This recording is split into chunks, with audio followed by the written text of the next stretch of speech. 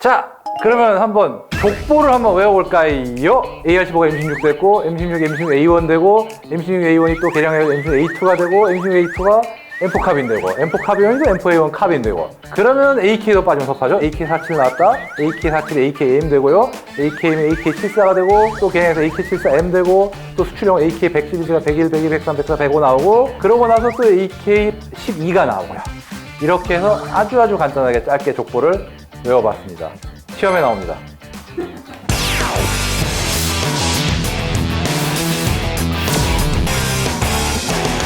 영원한 라이벌. 비슷한 시기에 등장해 서구권과 동구권의 대표적인 소총으로 자리 잡은 말 그대로 역사를 바꾼 총기들이 있습니다. 새로운 총기의 시대를 연 걸작. 팬층을 아주 두껍게 거느리고 있는 AK-47과 M16. 지금도 AK파와 M16파로 나눠져 누가 더 좋은 총인지 아주 뜨겁게 논쟁 중인데요. 제가 한번 비교해 보겠습니다.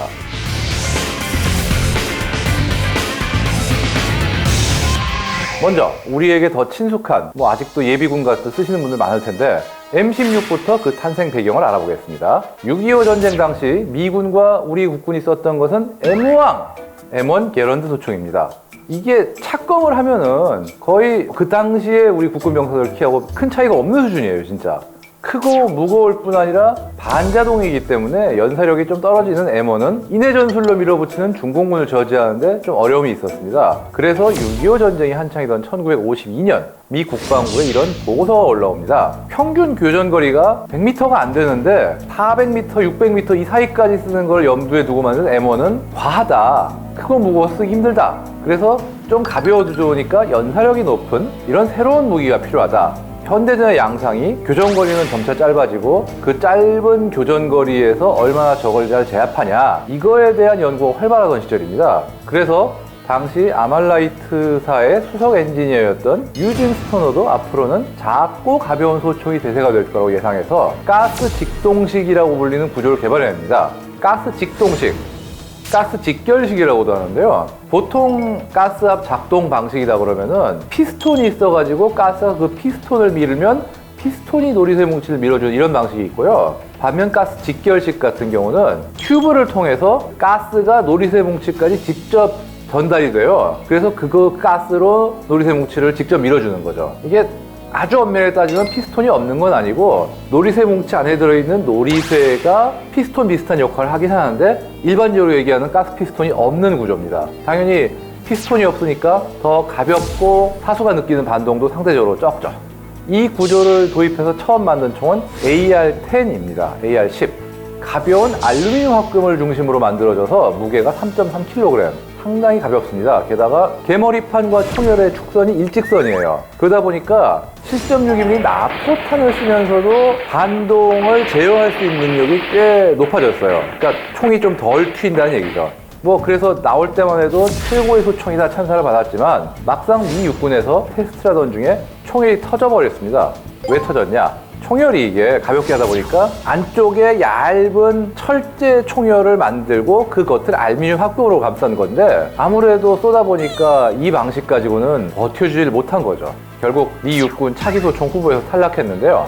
유진 스토너는 수차례의 개선 작업을 통해서 5.56mm라는 아주 작은 구경의 탄약을 사용하는 개량형인 AR-15를 만들어냈습니다. 그런데 문제는 미군은 이미 이 AR-15가 나올 시점에는 7.62mm 나토탄을 제식으로 정하고 M14라는 소총을 이미 제식 채용을 한 다음이에요. 그렇기 때문에 AR-15는 채택 안 되겠구나 그러고 한번 포기하게 됩니다. 원래 인생은 반전의 연속입니다. 자, 이제 극적 반전이 나오기 전에 AK-47의 탄생 스토리를 만나보겠습니다. AK-47. 이름에서 보시다시피 1947년에 나왔습니다. 이 총을 만든 인물은 소련의 총기 설계자 미하일 칼라시니코프. 2차 세계대전 당시 전차장으로 참전을 했어요. 부사관이었습니다. 그랬다가 전차가 피격당해서 죽을 뻔했는데 용케 아군 진영까지 도달을 해서 구사일생으로 살아났습니다. 그리고 병원에 입원해 있는 동안에 그 주변에 엄청나게 많은 부상자들이 있는 걸 보고 이거 정말 독일군에 대항할 수 있는 어떤 자동화기가 필요하겠구나 이렇게 느끼고 처음에 기관단총 설계안을 위상부에 올립니다.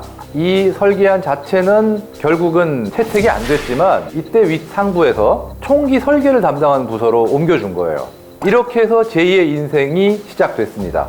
그리고 나서 전쟁이 끝난 뒤에 만들기 시작한 게 바로 AK-47입니다. 그가 참고했던 거는 사실 하나가 아닙니다. 외관과 탄약은 당시 독일군이 사용하던 돌격소총인 STG-44를 참고하긴 했는데 내부 구조는 많이 달라요. 사실 M1 게런드라든가 토카레프 반자동 소총 같은 그 이전에 쓰던 러시아제 소총, 그러니까 칼라시니코프 본인이 접할 수 있던 다양한 총기들의 장점을 융합해서 만들었습니다. 그리고 중요한 게 이전에 사용하던 소총탄보다 좀 작고 약한 7.62mm 곱하기 39mm 탄을 사용한 겁니다. 사실 이게 제일 중요해요. 기존의 러시아군이 쓰던 탄보다 탄피를 짧게 해서 화약의 양을 줄였는데요. 그만큼 사격 시에 반동이 줄어가지고 반자동이나 자동 사격 시에도 명중률이 높아졌습니다. 그리고 또 30발들이 대용량 탄창, 거기에 높은 내구성과 신뢰성 이런 것들을 갖추고 있었죠. 야심차게 만든 서구권의 돌격소총 AR-15와 동구권의 돌격소총 AK-47. 그 역사적인 대결은 바로 1960년대 베트남에서 시작됩니다. 베트남에서 전쟁이 발발하고 1965년부터 미국은 당시의 지식소총인 M14를 들고 참전합니다. 그러나 문제가 있었어요. 베트남은 정글에 게릴라전이 벌어지고 있었습니다. 교전이 걸핏하면 몇십 미터 이내에서 벌어지는데 이런 데서 M14는 너무너무 불편했어요. 길이가 1m 17cm, M1보다 길어요. 무게는 4kg, 7.62mm 탄의 20발 탄창을 사용한 M14는 정말 연발로 쏘면 미칩니다. 아주 짜증나요. 한 발 맞으면은 제대로 골로 가겠다 싶은데 그 한 발 맞추기가 힘들 것 같아요. 너무 반동이 세고 연발로 쏘면 정말 막 정신이 없어요. 막 총하고 내 어깨하고 내가 같이 막 춤을 막 추는 느낌인데 내가 추는 게 아니야. 막 남이 날 추게 해. 막 그 느낌. 막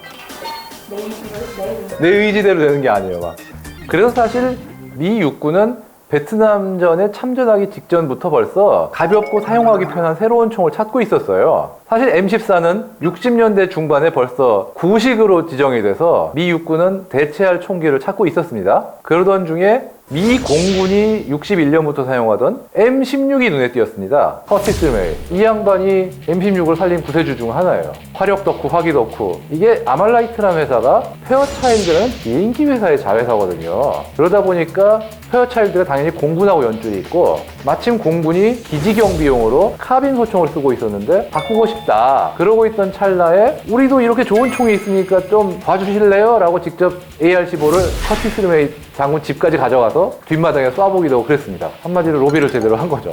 이렇게 해서 1961년에 M16이라는 이름으로 공군에 처음 들어갔어요. AR-15가. 이거 좋네? 괜찮다?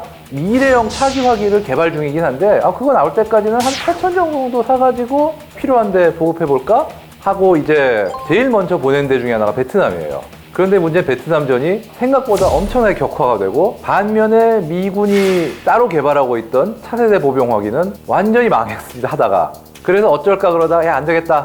그냥 M16을 좀 개량해가지고 그냥 다 그걸로 쓰자. 결국 M14는 1967년에 제식에서 밀려납니다. 57년에 채택돼서 67년에 구식화가 돼요. 10년 만에 쫓겨납니다. 그런데 베트남전에서 사실 문제가 있었어요. 사실 공기총의 느낌을 주는 알루미늄과 플라스틱으로 된 총이잖아요. 게다가 총알 지름이 5.56mm, 비비탄 정도 지름밖에 안 돼요. 이 작은 총탄 덕분에 M16에 대한 병사들의 신뢰도가 낮았고 또 이게 도입 초기에 청소할 필요가 없는 총이다라는 루머가 퍼지는 바람에 고장이 굉장히 많이 났어요. 그래서 총기 손질 방법을 만화로 그려가지고 배포합니다. 그렇게 되니까 이제 고장률이 많이 낮아졌다고 하죠. M14에서 M16으로 총기를 바꾼 이후 미군의 활약이 증가했다고 하지만 반면에 북베트남군과 베트콩 역시 소련과 중국에서 AK 소총을 대량으로 공급받아서 사용했습니다. 좀 만만치 않은 라이벌끼리의 대결. 베트남 정글에서도 문제없이 사용 가능했던 내구성, 30발 대용량 탄창에 가져오는 압도적 화력, 여기에 아주 미군도 골치를 썩힙니다. 아주 간단하게 얘기하자면 M16은 레고예요. 부품 바꾸고 액세서리 붙이고 그런 게 굉장히 쉬운 총이에요. 반면 AK 같은 경우는 위아래로 몸통이 분리되지 않아요. 사용자가 뭘 바꾼다거나 뭐 그런 거보다는 그냥 받아서 받는 대로 쏘는 거를 중점을 두고 만든 총이다라고 할 수 있는데 직접 써봤을 때 느낌을 좀 듣고 싶은데